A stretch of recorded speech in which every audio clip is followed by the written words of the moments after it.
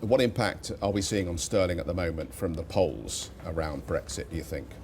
I think there's definitely a referendum risk premium priced into sterling right now. Look, from a fundamental perspective, I have little doubt that cable is seriously undervalued, but it's likely to remain like that in the run-up to the referendum, because not just of the uncertainty in the run-up to the referendum, but what the uncertainty is going to imply for the times ahead in case we get into a Brexit scenario. I think the main point for me, it will be a disaster for the UK. It will be really bad for cable. It will be really bad for sterling, because let's not forget, the UK has a vulnerability here. It has a massive current account deficit. And it's all well and fine as long as this is financed by foreign flows. But to the extent that you get a Brexit and you get a shake-up in uncertainty, all these foreign flows are going to reverse. What about the impact of how services are sold in the financial sector across jurisdictions? And there's been a report out saying that it might be some of the big banks, the likes of Goldman Sachs, for instance, that could be under pressure because of the ability to sell services seamlessly across 28 European states. They have a lot to lose in Brexit. Do you think that's true when you look at the financial sector, that those are selling services across different countries could be under pressure?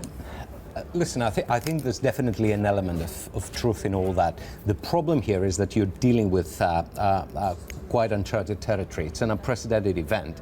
And the issue I have with these things is that to the extent that they create uncertainty, they may escalate to something a bit more serious than the simple numbers would actually suggest.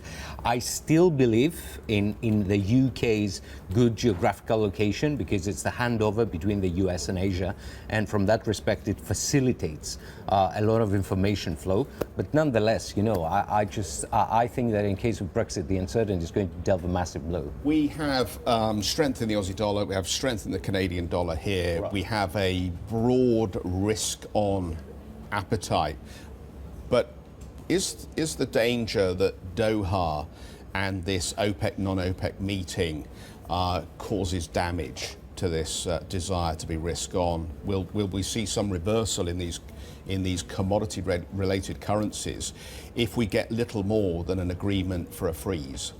Listen, I think as far as the Doha meeting is concerned, definitely expectations have risen quite considerably, which does place the risk of a disappointment at a quite meaningful margin.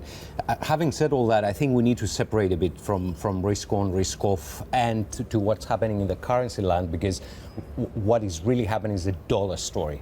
Yes, commodity prices are definitely boosting the commodity effects, but at the same time, we also have the dollar weakening story, and I think this is going to be a multi-quarter story.